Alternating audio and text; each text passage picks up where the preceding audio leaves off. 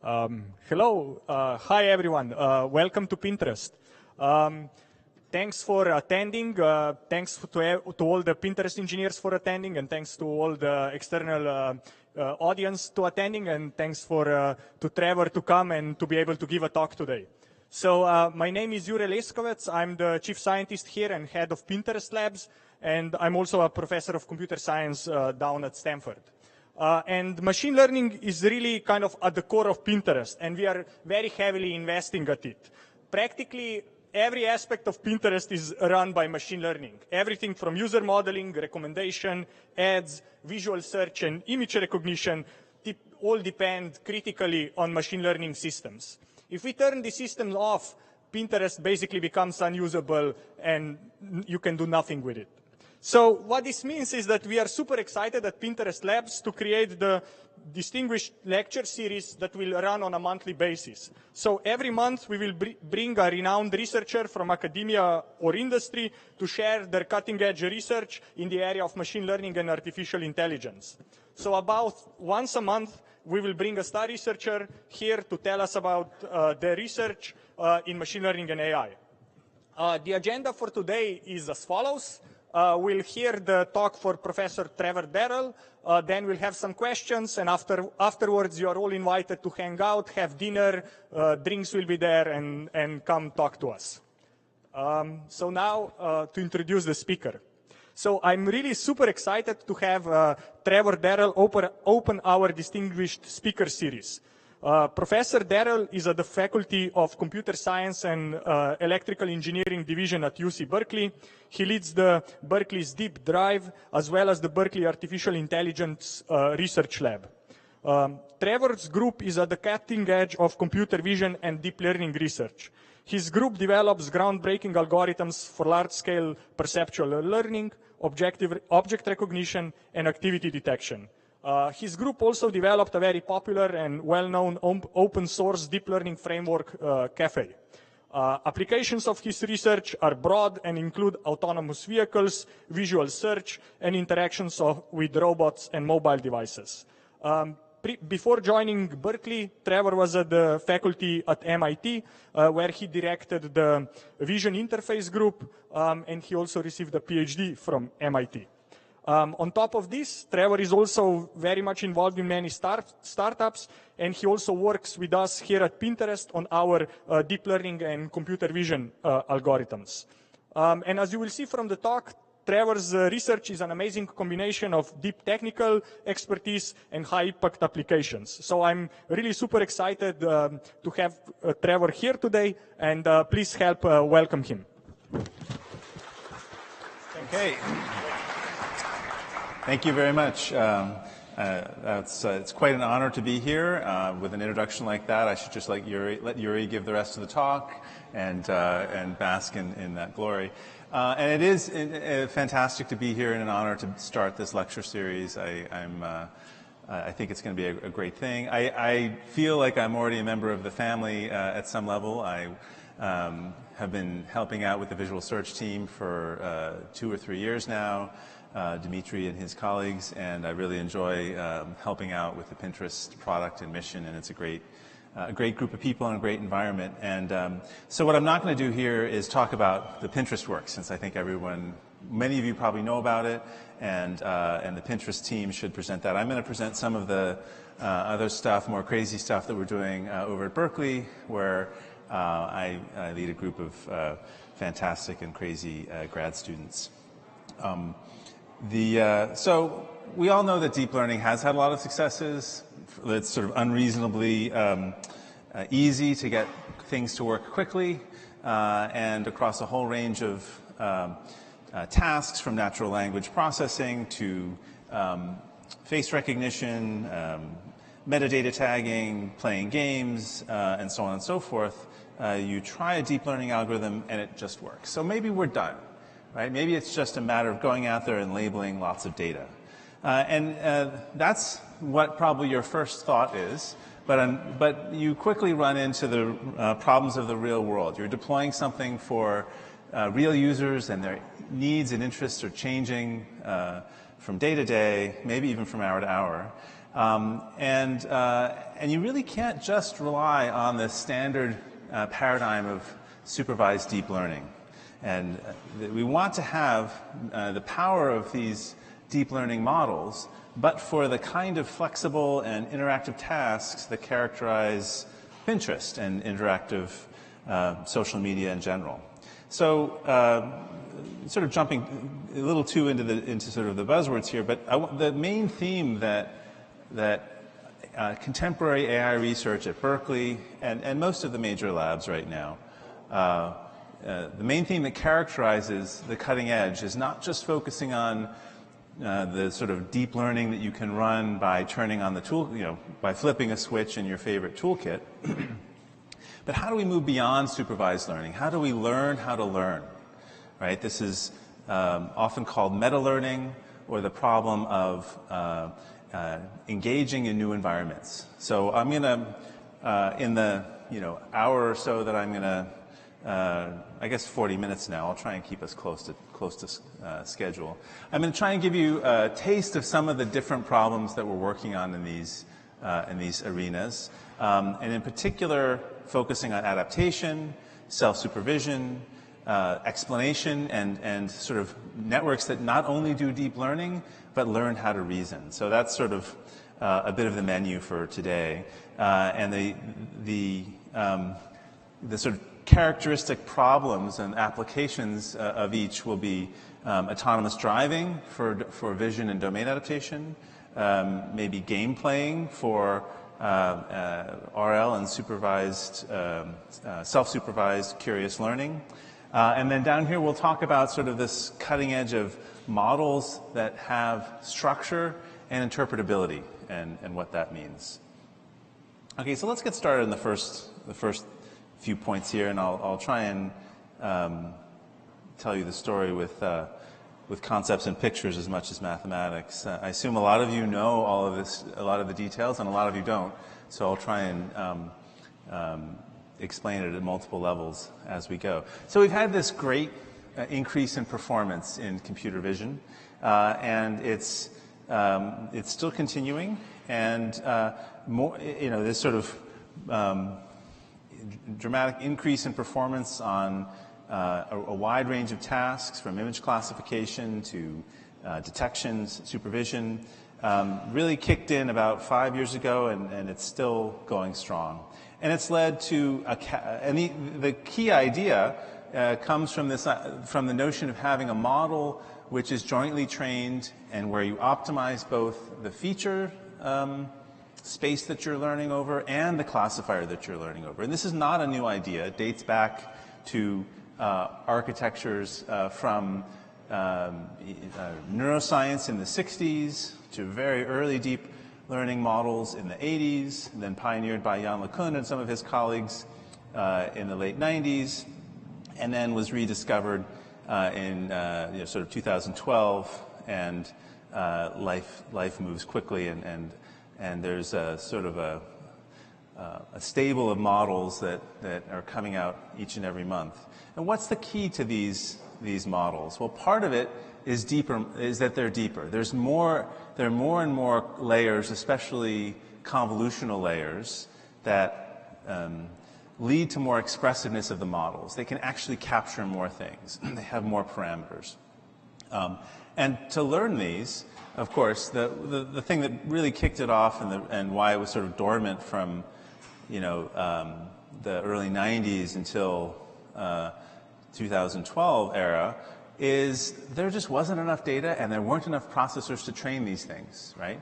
And that all changed with the advent of crowdsourced imagery and GPUs and so on and so forth. So we arrived at this very happy situation where you can take your favorite TensorFlow or Caffe or PyTorch model, collect some state-of-the-art architecture from your favorite model zoo, and train it up. And you train it up in the classic paradigm with lots and lots of supervision, right? ImageNet has millions of labels, and if you look at some of these pixel labeling challenge, they have even more labels per pixel. And that's what leads to this strong performance.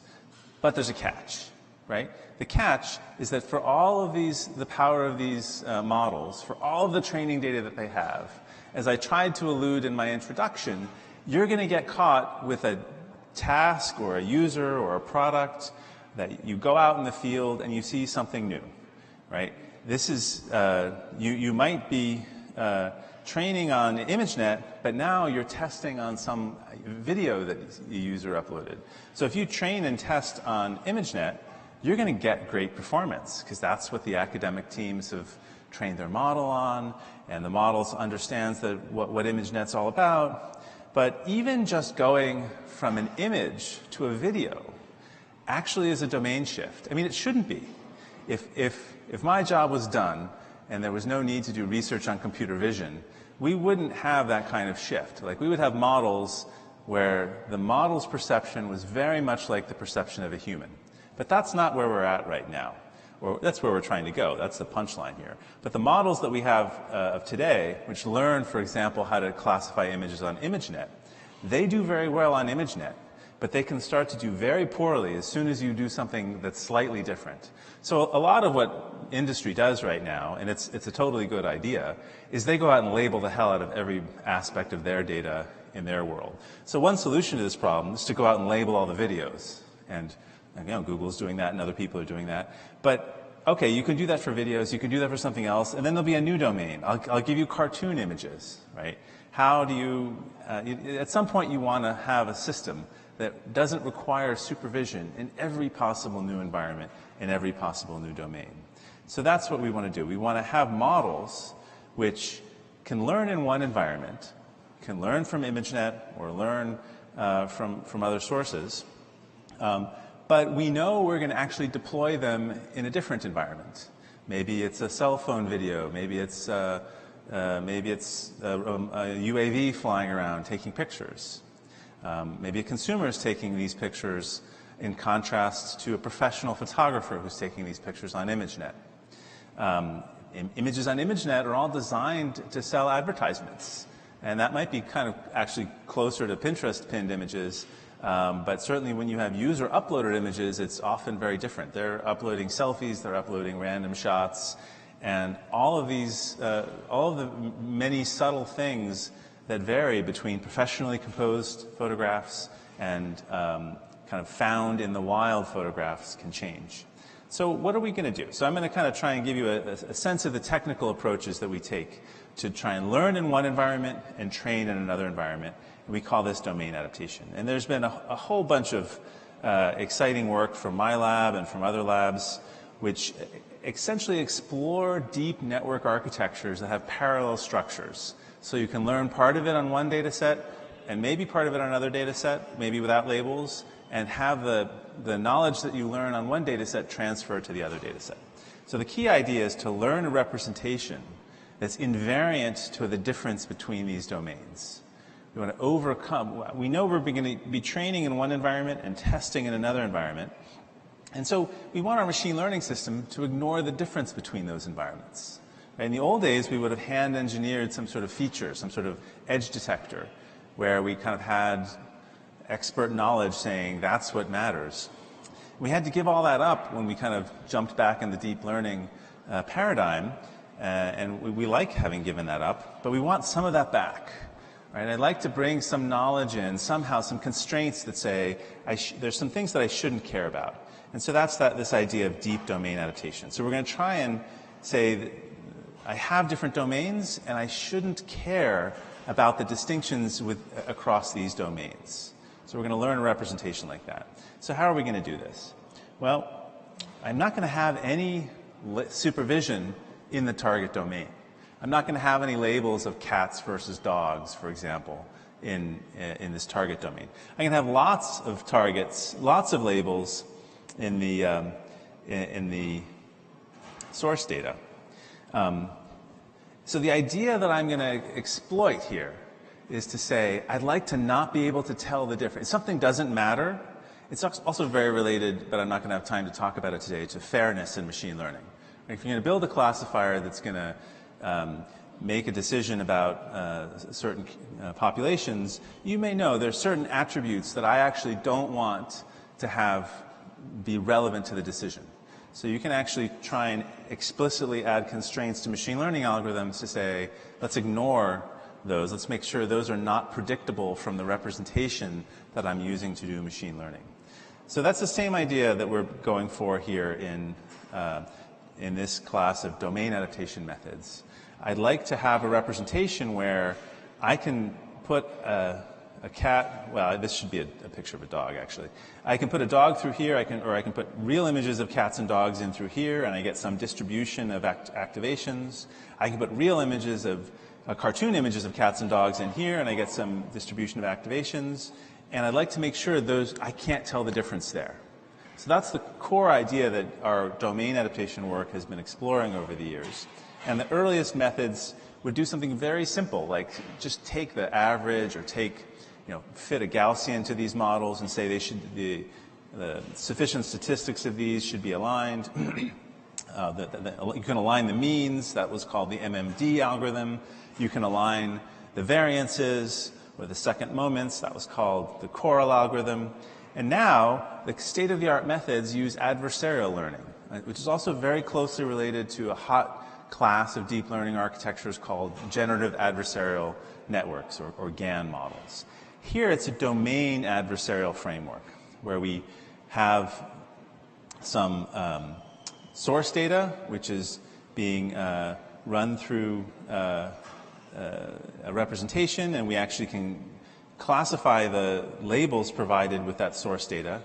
But we also run it through a discriminator network, and we have an adversarial loss that says, let's not be able to predict just from that representation which domain this thing comes from. And that means that I'll learn a representation where I can perform the task. I can tell you whether it's a cat or a dog, but I can't figure out, is it a natural image or a cartoon image? And that sort of gets at this, learn a representation that's blind to the things I don't want it to be able to see, because I think it'll overfit or make bad judgments if it pays too much attention to the pixels in the background in this case. But it pays attention to what it needs to see to make a decision. Like, what is it about the overall shapes and patterns in the image, independent of those domain distinctions, that makes something a cat or a dog? Okay, so there's a lot of details in here that I'm going to jump over in the interest of time, and I'm going to show you this cartoon and then show you some examples. So instead of cats and dogs, let's imagine it are bottles and phones. And the red boxes mean this is my source domain. This is ImageNet. This is where you've invested all of your money labeling data. And so you can train a classifier, it works fine. All right, but then you go out into the real world, your mobile robot collects some more images, and life is poor. Because you're more likely to sort of cluster, you're probably more likely to classify all of these as phones, and that'll make a mistake on all of these points right here.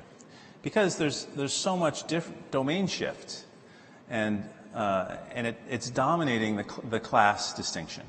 So that idea that I just explained was to try and minimize the discrepancy between domains, to try and figure out, let's find a representation where I'm blind to that domain distinction, that red versus blue box here. So we do that in an adversarial setting by training a classifier, itself a deep network, to try and see if it can classify the domain label. We do have domain labels in this paradigm. We don't have task labels. So we set that up, and we optimize the representation inversely proportional to the performance of that domain classifier. And if we do that, it learns a representation where the domain classifier can't succeed, but the source classifier can succeed, and we do pretty well. So that's the essence of that's sort of the first idea I want to kind of get across about how domain adaptation works. So what do I mean by domain adaptation problems? Here are some I won't go through the numbers, but I'll just show you an illustration. I would call, and probably anyone who's looked at the deep learning literature knows that digit classification was one of those tasks that drove the field for many, many years. And there are different kinds of digit data sets. One's called MNIST and one's called USPS.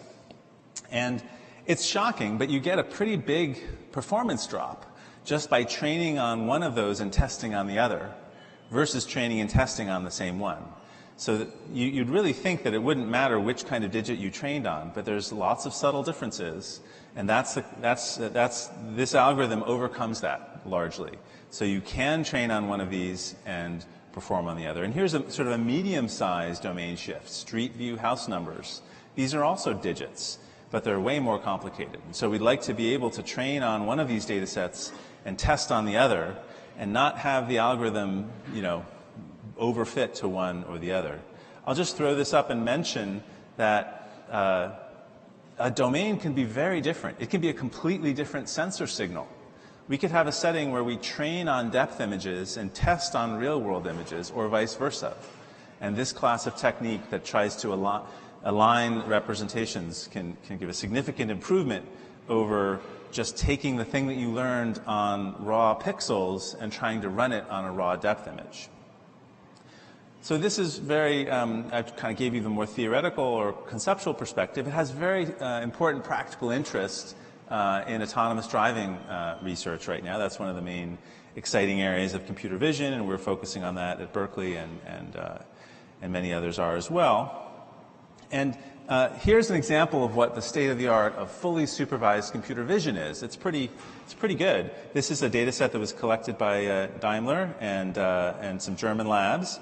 And this is a fully convolutional deep network, one of the models that was pioneered at Berkeley a few years ago. And there's lots of training data here. There are thousands and thousands of images like this, where each pixel is colored with the category of the pixel. Is it a person? Is it a road? Is it a bicycle? Is it a sign? And these are actually the results of doing inference, labeling each pixel in a new image, on an image that the algorithm never saw at training time, right? So you never want to cheat like that by intermingling your training data and your test data. It's not perfect, but it's pretty good. It's even like seeing little tiny people in the reflection of the hood of this car. Very strange. But I don't really want to only drive my car in Germany. I want to drive a car in San Francisco, and I want to actually have tons of data. So I want to get it from crowdsourced dashcam providers. And you take that model that I just showed you how beautiful it was on that German street scene, and you run it on a regular image that you might take from your iPhone driving down the street, and it honestly looks like garbage to me. It's weird. Right? First of all, there are these big, there's sort of reasonable errors around the signs. There's a big blob here that's being labeled as car, which shouldn't be. And there's a car flying in the air over here, which shouldn't be. So what is going on here? And why are there so many errors down here? How could it work so well here and do so poorly with just a regular iPhone image that you took walking down Brannan Street? Well, the truth is, this data set looks interesting, and it is, but it and all other data sets, and no matter what you do, you'll fall prey to this. There's no solution except for collecting more data and trying to have as much domain invariance as you can. It turns out every single image in this data set was taken from the same car, right? And so it's pretty extreme in this data set, but my point still stands. There's always some data set bias. So in fact, every single image has a Daimler hood ornament right here. I mean, that might have been branding, and there's a big hood here. So here we have a test image which doesn't have that, right? It's in a different domain, in essence. It's the domain of a different framing of the viewpoint that doesn't include the hood, and maybe it might be a BMW, it might not be a Daimler car. So that's probably what's going on here. And so once you realize that, we could start hand engineering approaches to overcome that. We could also try and engineer the fact that German signs are different than San Francisco signs in sort of precise details. But I don't want to hand engineer that. I want algorithms to learn it. So we take that type of domain alignment idea that I described earlier, and we bake it into one of these pixel labeling autonomous driving algorithms, and we get some pretty cool results. Here's what it might look in a synthetic environment. These are different scenes from a synthetic driving game in different seasons. This might be the scene in the fall. This might be the scene in the winter. And you'd like to see this kind of answer come out. That's the ground truth. That's what the human beings labeled each pixel and the answer. And this is what you get if you don't do any of the cool things that I've been trying to explain to you. And here's sort of a picture postcard result. It is a pretty strong result that the adaptation method, without any manual engineering of the domain shift, can figure out that, okay, the street pixels here have shifted because they're all covered in snow, and I should align that and all that stuff. So in the real world, it helps a lot. There's still more that needs to be done, but you can see a significant reduction in the errors in these kinds of settings, and we're pretty excited about that.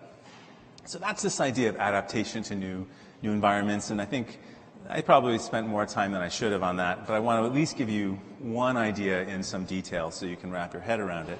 And now I'm going to kind of go at warp speed and sort of jet through some of these other ideas, and we'll see how far I get, because they are pretty cool. So I told you we wanted to do adaptation, which is to overcome this problem that I don't have enough labels in all my new environments. And I still think that's a pretty important paradigm. But actually, there's a separate thrust that we can try, which is, can we learn without labels at all? Can I actually do deep learning and not start from ImageNet and just, I mean, people don't require that many labels when they learn how to see as children or babies. So how do animals do it? How can we learn representations without labels? And further, not just for visual tasks, but how can we learn how to act without supervision? Can we learn just by exploring the world what's happening? And so that leads us to reinforcement learning problems, except not reinforcement learning problems. We're going to do curiosity-driven problems. I'm sure many people are familiar with sort of the cool results in RL from the Atari games, the OpenAI team, DeepMind, AlphaGo, all these great results where it's pretty cool. You can actually have a very, very general algorithm. Even just looking at the pixels, it has to make some decisions about what to do, and it learns these policies that can play games often better than humans could, and it's a very general thing. But there's a problem. These are actually very, very highly supervised. Just like AlexNet used ImageNet, these algorithms require very precise supervision. They, oops, I think that should be, that circle should be over here. They require and they leverage actually this score that's constantly going on in the game. They know every time I do a little micro action, did it help me or did it hurt me? And that drives how these things learn policies. And it's very hard to see how that works in the real world, right? If you think about it, why are you sitting here in this room listening to me giving a talk? Why am I giving you a talk? Maybe there's some reward that I'm going to get from giving this talk, but it's not going to happen every minute. It's not going to happen every second. I might get a nice glass of wine in about 20 minutes. That's what I'm looking forward to right now, and some food, and maybe some other rewards will come my way. But like, how do we figure out like how to go from what I'm doing today, and or the process of getting a PhD requires quite a lot of activity over many years, and people have to perform. And so reward, as it's currently being used, I think is only 10 or 20% of the story in terms of how do people learn. Reward is a structure that is important, but I don't think external reward signals actually explain most of the interesting behavior that we're interested in. And in fact, any of you have kids, or were a kid, or ever have seen kids on YouTube, can figure out that, like, what's the reward here? It's like, who knows? People do things just because it seems interesting, and so that's a paradigm of machine learning and behavior learning that's pretty exciting, that we've been exploring, and recently combined with deep learning. This idea that I might not just learn a policy based on a reward signal, but I'm going to learn to do stuff just because it's interesting, because I found out something new. It's a very old idea that goes by several different names and has many different, back to Schmidhuber, who's one of the seminal researchers in the field in the early 90s. Let's figure out what to do by looking to see what actions, and now we're going to be in video game environments here, So I look to see what happens as I try and do something in the world. I predict that it'll do something, but in reality, there's something different happened. That's interesting. It's because I actually maybe encountered something new in my environment, right? Or I run into it and I hit it. That's also something that's new. So the basic idea of this type of what we call intrinsic reward or curiosity reward is very, very simple and dates back decades. It's like, let's just try and predict what's going to happen. And when I can't predict what's going to happen, let's be excited. Let's be excited every time I see something I didn't know, and I'm going to generate a reward every time I couldn't predict what was going on, and I'm going to go spend more time doing that stuff until I'm bored and I can't figure out what's going on, and so on and so forth. So that's the main idea of this prediction uncertainty story. And what we did in our recent work, and I think I showed the title slide there, Deepak Bakath, Pulkit Agarwal, and Alyosha Efros were my colleagues on this project that was really led by Deepak and Pulkit, is to augment extrinsic reward with a curiosity reward based on that sort of prediction idea. But that prediction idea didn't work for decades. I mean, it worked, but it didn't work on real pixel images. It didn't work on like high-dimensional states and observation spaces. Because if you literally do it, it doesn't work. If I literally say, move around until you see something you can't predict, you're a little robot. You'll drive around until you find a tree blowing in the wind, and you'll stop and you'll stare at it for the rest of your life. Or God forbid you find a television or something like that, right? Or even a Facebook feed or something like that. So that's not right. I mean, it's sort of like you've got to simultaneously figure out what you care about and only pay attention to failure to predict that, right? And this story obviously isn't the whole story in all of AI and curiosity, but it's a pretty cool one. We basically said, let's do that. Let's optimize what we care about, try and predict what matters to us in the environment, and let's at the same time predict or provide a prediction error reward, but only on that representation. So it's not going to be pixels. I'm going to figure out what I care about by seeing what was important to predict actions, and then predict uncertainty in that. We call this the intrinsic curiosity module. So I'm first going to see if I can predict what's going to happen in the world. I have a forward model. This is the prediction model. But as I said, if we do it in the raw pixel space, it's hard. Like there are a lot of things going on in the world.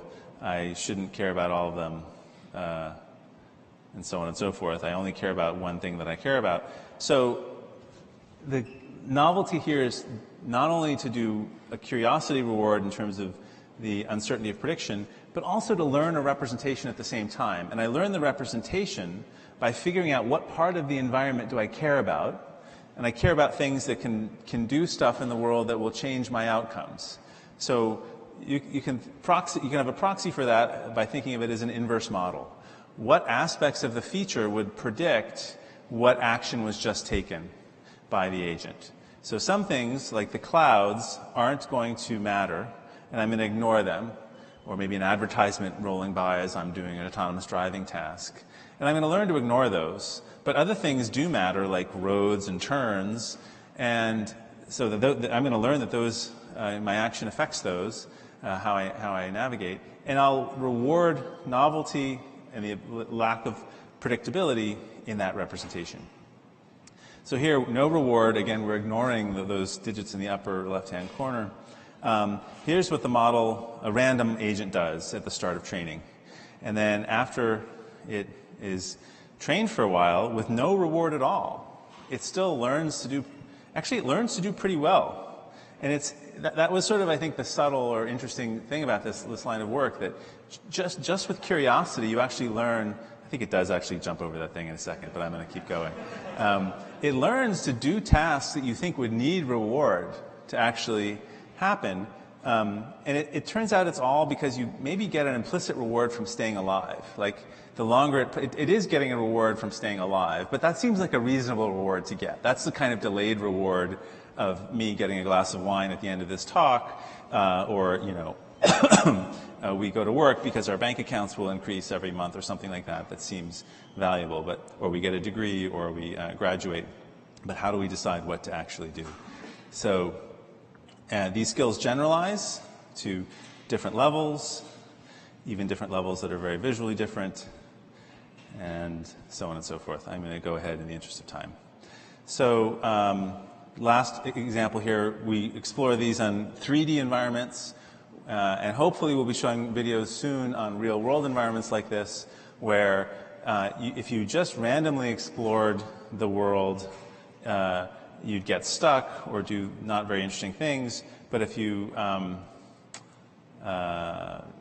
do this curiosity, you end up quickly exploring everywhere. And then it's very easy to figure out how to solve a certain task, because you found where all the objects are in the environment, and you know what to do, and you can learn that offline. Okay, so, and there's code for this, and there was code for the other stuff, if anyone wants to do it. So in the last, like, 10 minutes that I have here, I'm going to sample some of the other cool projects that are going on in my lab at Berkeley. And they broadly cover, let's see if this animation is there. Nope. They broadly cover this idea of interpretable and explainable AI. And there's sort of two big parts of that, and I'll go over both of them. And one covers this idea that I want to find deep networks that really have structure inside of them. They're not monolithic black boxes. And the other is, because that might be sort of useful to really debug what's going on in a deep network. And the other is, well, let's forget that. We're going to have it be a big, undifferentiated structure of parameters. But I still want to tell stories about what's going on inside these networks.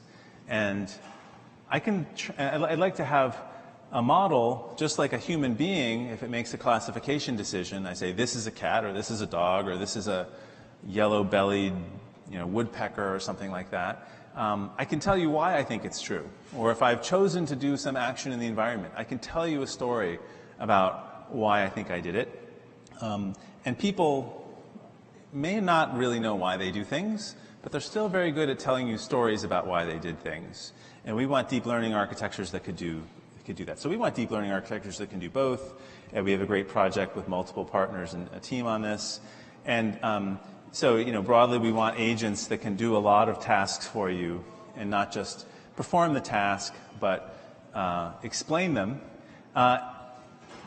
and really address one of these issues that probably the lay public have about deep learning or machine learning in general, that they don't, you know, it doesn't seem simple, and because it isn't simple and requires so much training data and so many has so many internal parameters, how do you trust it? How do you figure out what it's actually doing, or whether I understand it or not?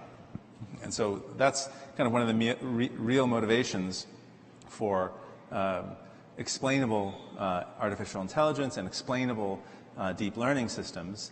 And as I said, we push on two different fronts. And I'll spend a little bit more time on the first one and then just glaze over the last one in the last few minutes that I have. And the first one is, okay, let's actually try and make an explainable or interpretable system from what probably a traditional engineer would think of that meaning. Like, let's focus on the interpretability. Meaning, let's try and have it have some internal structure that actually reflects what's going on in the world. And so we're going to focus on some other kinds of visual tasks called visual question answering. And if you haven't seen this before, it's sort of a generalization of image classification or image caption generation to a visual Turing test. I have an image, some random person generates a question for me, another random person generates the answer, and when there's agreement amongst different people who answer the question, then we say this is a gold standard visual question pair, and we say, can a machine take this question, take that image, and give me that answer? And there's lots of different applications of this. And we want to capture the fact that there's compositionality. So where we're going to get structure, we're going to get this interpretable structure by way of finding the compositionality of language. You know, when you say a sentence, it has a parse tree, and I can make it, I can recurse in terms of linguistic structures, and that's like compositionality. That means I can take pieces of meaning and put them together in different ways to get different meanings, and we want the same kind of thing with these deep networks. So if I take a question and I take this is a notional image here, or this is a toy image, but we do this on real images. And instead of having a single homogeneous network, I want to have a network that's made of little pieces that each have separate, well-defined semantics, and jointly optimize this so that it solves the task. So I don't have a single homogeneous network anymore. I have what we call a neural modular network, and that network is made out of deep learning primitives, but the shape of the network can change at every instant. Every time I have a new question, I get a new network. And so one question, is there a red shape above a circle, will give me that network up here. And hopefully, when you put this image into that network, it gives you the answer yes. And another question, what color is the shape right of a circle? It has a different network because it's doing different things. It doesn't need to compare something. It just finds it and reads out the color, and you get the answer blue. So this is just the idea here is that this is just another deep network. I could have a single monolithic network for each question, but I don't have to. But I can train each, even though I have a different architecture or a different modular configuration for each instance, I can train them all at the same time and get cool results. This is really the work of Jacob Andreas, who's a student of Dan Klein and collaborated with my group on this work, and we'll see some results from my student Rongheng Hu very shortly. So you could get this from parsing, but we're going to jump ahead to our latest results where we get it just from machine learning, from learning a policy. And we're going to be looking at some even more rich toy images that was from a data set collected by our friends at Stanford called Clever. And it really, now the questions are really very large, very long. Does the blue cylinder have the same material as the big block on the right side of the red metallic thing? They collected this data set to try and prove the point that if you didn't have compositionality in a network, you'd be hosed on this kind of question. There's just, and in fact, a person solving this, probably many of you have the introspective experience that you actually kind of run a little program to figure out what the answer is here. And we want deep networks which also do that. We don't want deep networks which solve this using nearest neighbors, that find the nearest neighbor question and the nearest neighbor image and then give you the answer from the training set. We want deep networks that kind of figure out how to solve this puzzle.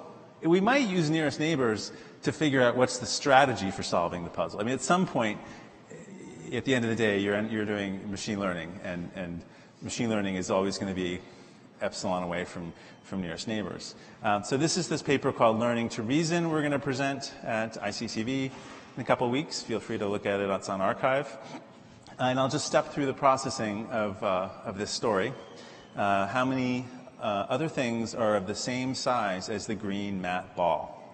And so I'm going to jump ahead here. What we don't want is this. We don't want to have a single monolithic network that basically takes an image's input and tries to guess the answer, because it'll suffer from the same problems that nearest neighbor would have, which is there's got to be something close in the training data for every possible configuration here, and that's going to be rough.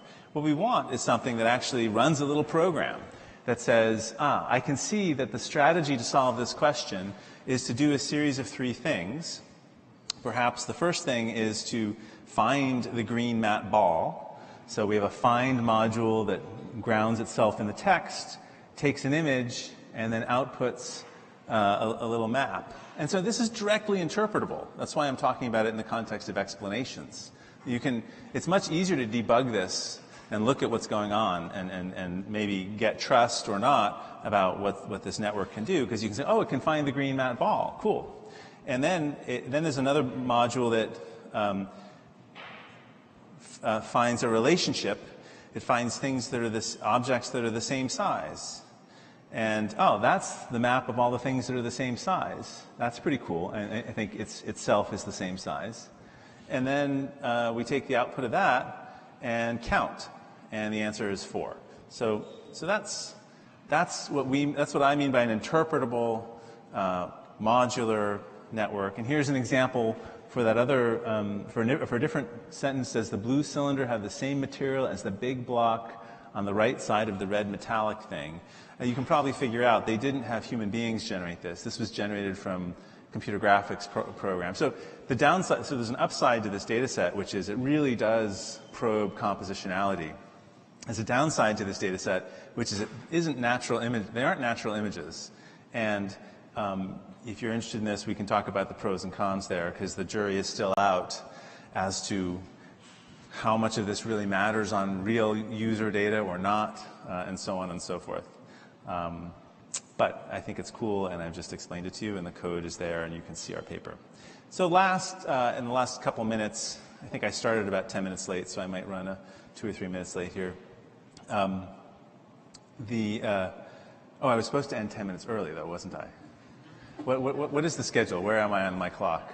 Who's in charge? Okay. Well, I'll run another 3 or 4 minutes.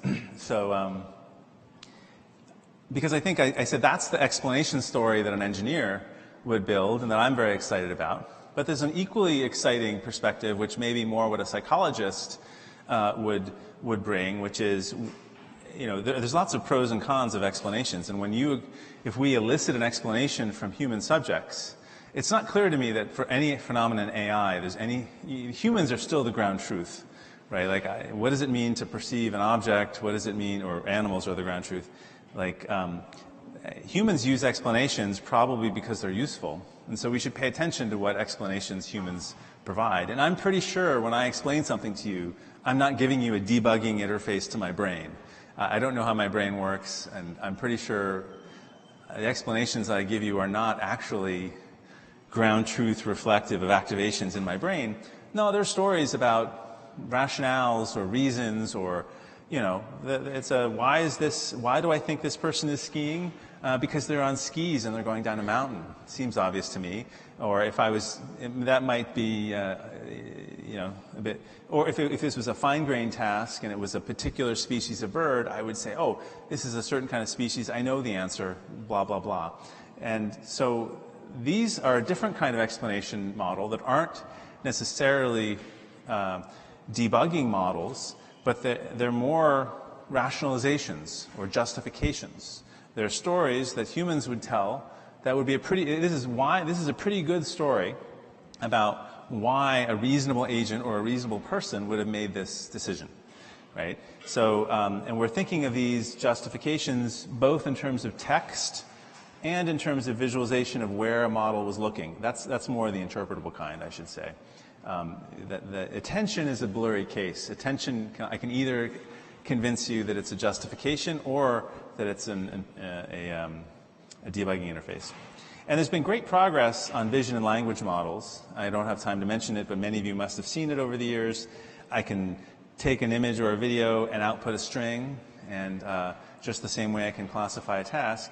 And so we leverage that essential machinery to do justification-based explanations.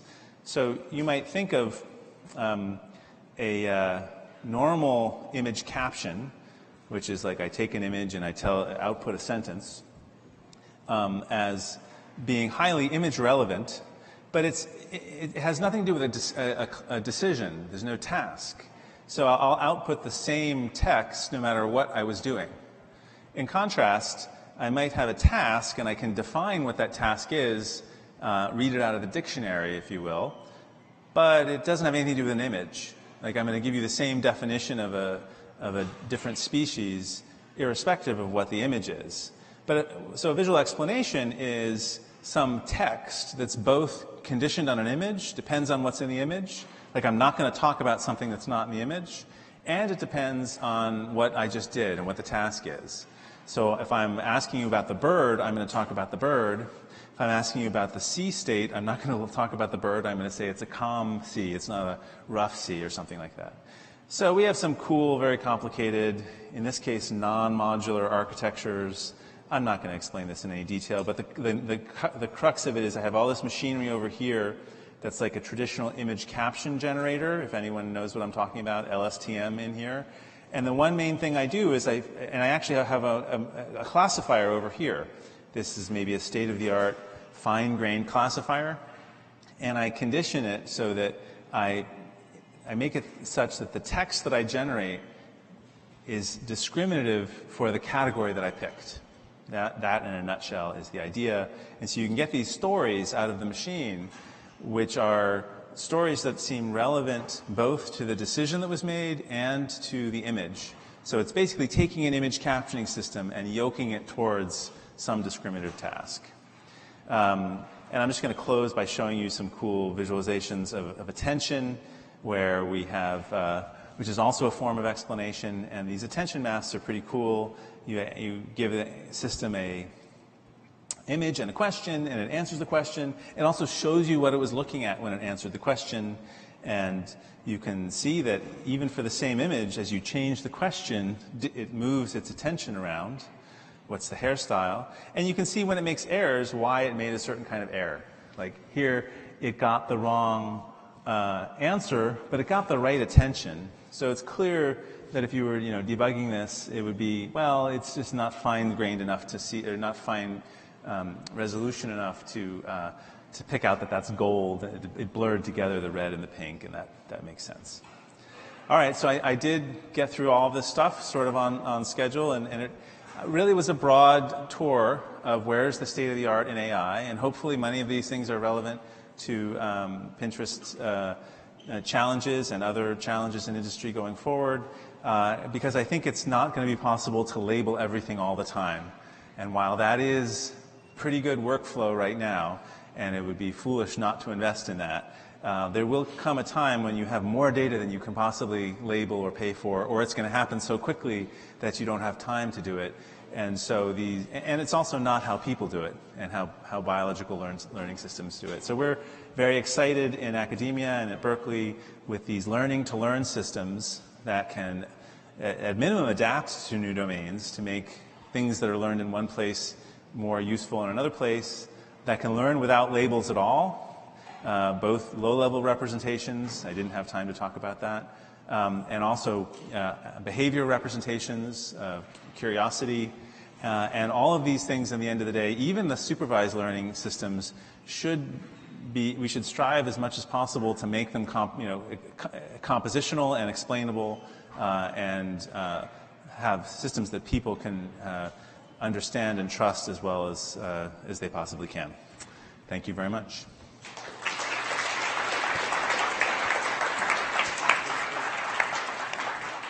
Happy to take a few questions. We have time for questions, if people have any.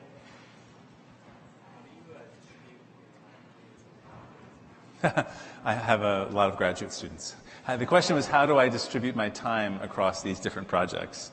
And I guess the other answer is not well, or I don't know. The second compositional work, do you guys do it just like the labels at the very end, or do you also train what a blue box is?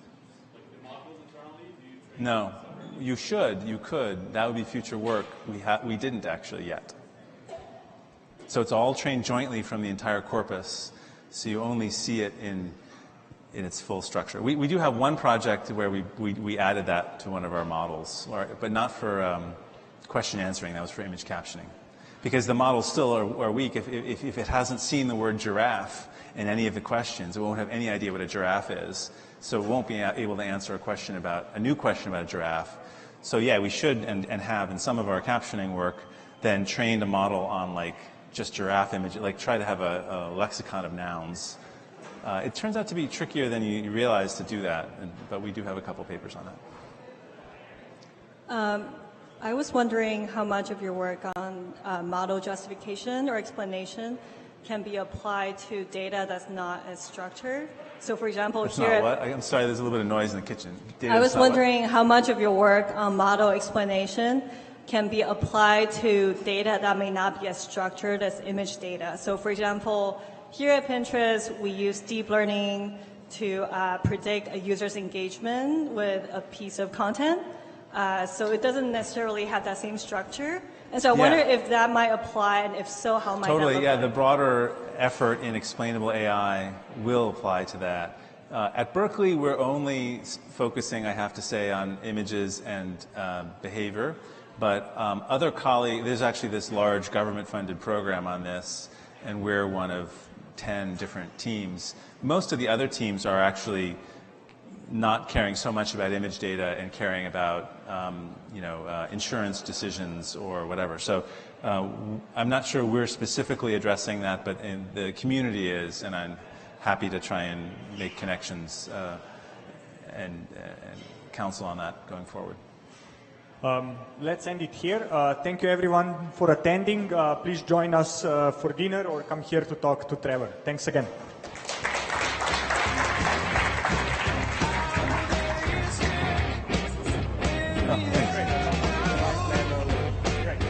Great.